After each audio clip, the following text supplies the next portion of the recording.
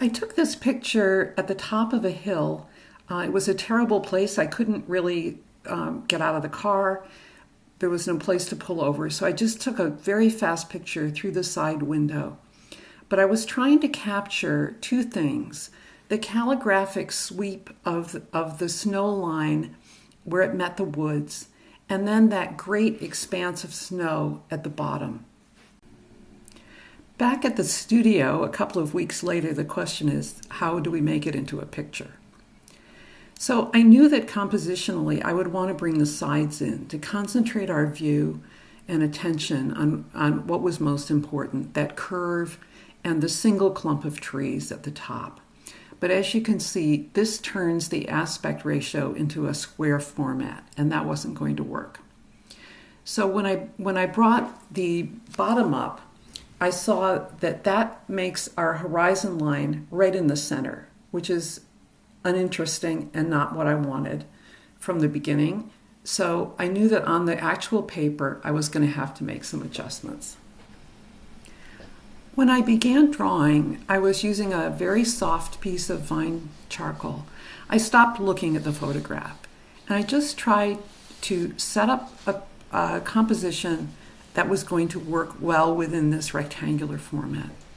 So I've got my page kind of divided into vertical thirds.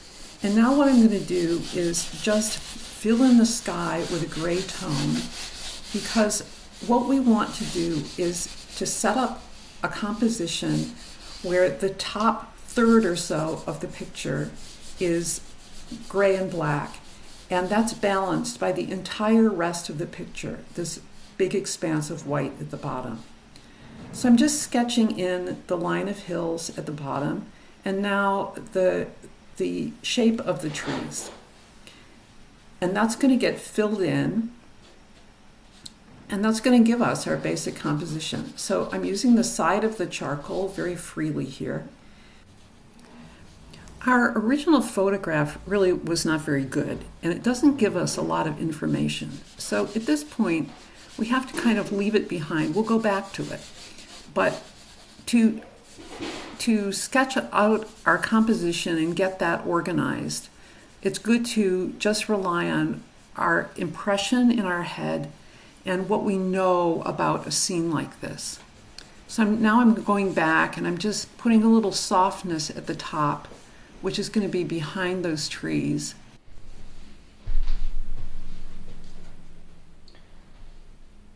So we've made quite a lot of progress here. I've been working with Conte crayon, these compressed charcoal, much harder. Harder in consistency, not harder to use. And now I'm just softening these trees in the background a little bit. We need to finish that line of trees, because once we're starting to work on the trees in the foreground, I can't go back and rub on them. I can't do anything. So I need to be working in layers from the sky to the thing that's next closest to the sky, and further as we get closer to ourselves. And because there are some tree trunks that are lighter, we're going to go in here and create a few. But when we're back here where things are less distinct, we don't want to push as hard. We want to make just very light gray marks. I also need to go in and I need to correct these edges, because the snow, the hill comes up and away. It rolls into the forest, and that's what I liked when I stopped the car and looked at this.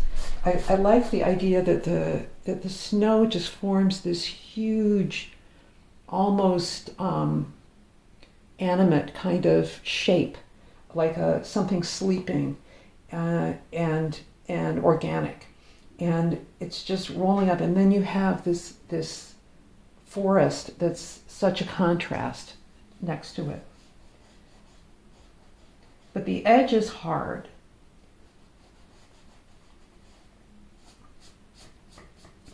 So we need to indicate that. Okay, that's better. Okay, now I'm getting ready to start doing the trees. And I'm going to be working both with this compressed charcoal that I've been using before and also some charcoal pencils. I've got some different ones here. This is a Conte a Paris pencil, and these two are Weber. The Conte is a 3B, and I always like working on a piece of paper, having paper nearby that I can kind of test out what my material's on. So here's the 3B. I want to get a feeling for it. Okay, and then here's 2B. So that's softer. Yeah, but that's a matter of the brand. This brand of 2B is quite a bit softer than the other one. So, but anyway, I know what they feel like now, so that when I go onto my drawing, I know what they're going to do. And it's very important to familiarize yourself with your materials so that when you're actually doing something you care about, you're going to have better results. And it's not just flying blind. In any case, I'm going to start out with the compressed charcoal. And over here, which is further in the distance, we've got some interesting trees of an interesting shape. And they're coming into the area of trees in the foreground and going up into our sky. As you can see, I'm not being super careful about this. I'm just putting in an indication of branches. The eye fills in a great deal. All we have to do as artists sometimes is indicate, and the brain of the viewer fills in what they want to see. So there's a lot of tree activity in our picture, and we're just going to keep drawing.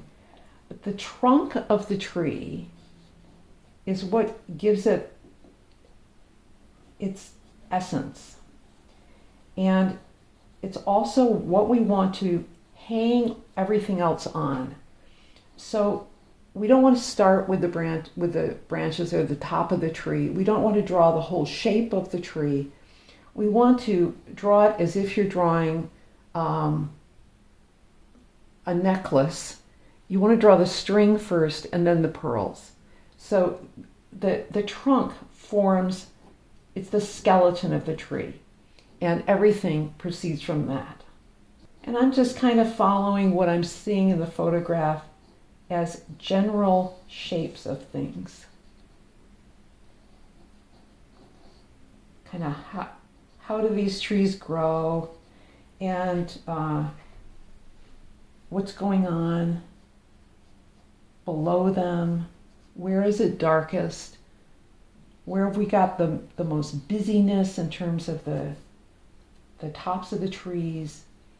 And when we start to get into detail, and this is the only place in this drawing where I'm going to use a pencil, it's in the very tops of the trees. I was actually doing pretty well with the compressed charcoal for getting what I wanted. This is a little bit too soft.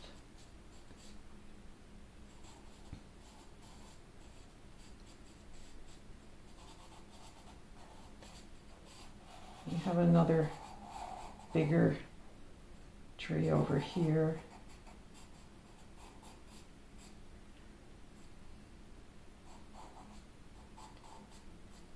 And trees are never what we think. There's not like a straight trunk and then branches that go off evenly. Every kind of tree has its own growth habit, and every tree within that species is an individual. So you have to look, and you just have to try to see what's unique, and how everything grows. Where does the trunk divide?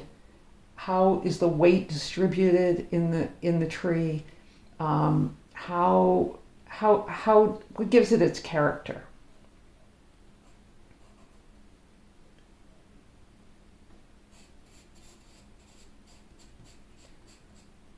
And in between these two clumps of trees, we've just got some brush.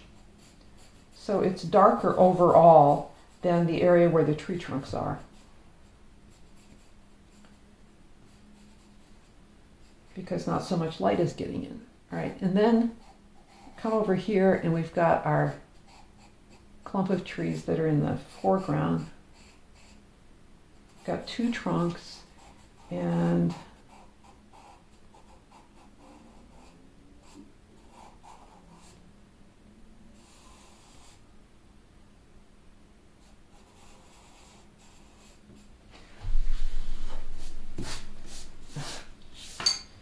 I'm going to have to clean up my snow after I'm done with this. So I'm drawing really very rapidly here. I'm not fussing over it. I'm not trying to make it look exactly like the trees in the picture. I'm just trying to create an impression of what this scene looks and feels like. There are a number of branches that cross, and it's important to get those in because that's part of the character of this tangled kind of area that we're looking at.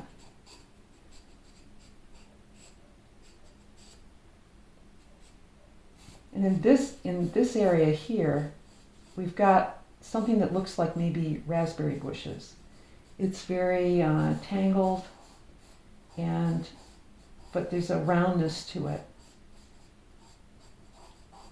So I want to try to indicate that because it's very typical of the type of landscape that we're drawing.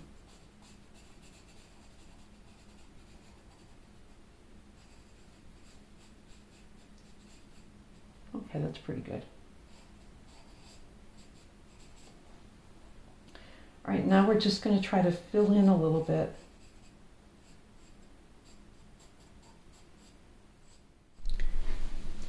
So now that I've got my trees mostly drawn the way I like, I've smudged a little bit here behind the tops of the trees to give a little more of the sense of the little tiny twigs because I don't want to draw them.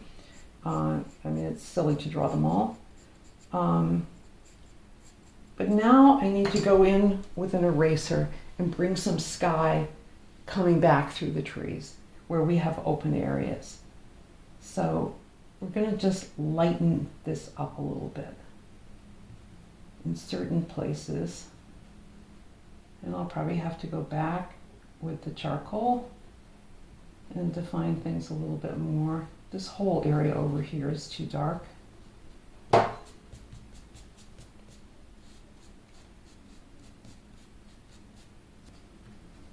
You see what's happening? And it's coming much more to life as we let the light come through the trees. Now we want to work a little bit more on top of that to define our shapes that we've lost when we rubbed.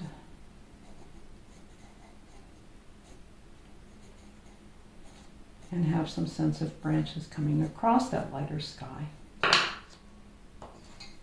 And now, even though we're not really seeing it in the picture, I'm gonna put in a little bit of light on the edges of some of these tree trunks.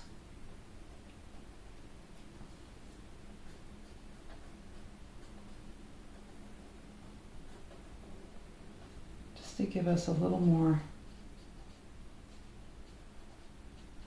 definition. Okay, and now I'm going to clean up my foreground as much as I can. My hands are pretty dirty, so I'm in danger of making it worse. We don't want any We really want this area here to be white. When I had the camera off, you didn't see, but I pulled a little bit of shadow out of the woods like this.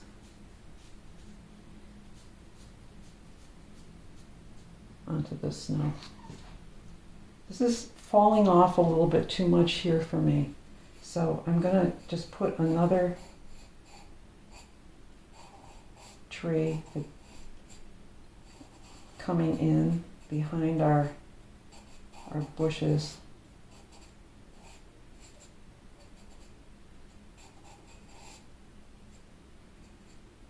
To help bring the eye back into the picture. Okay, and I'm going to call it done.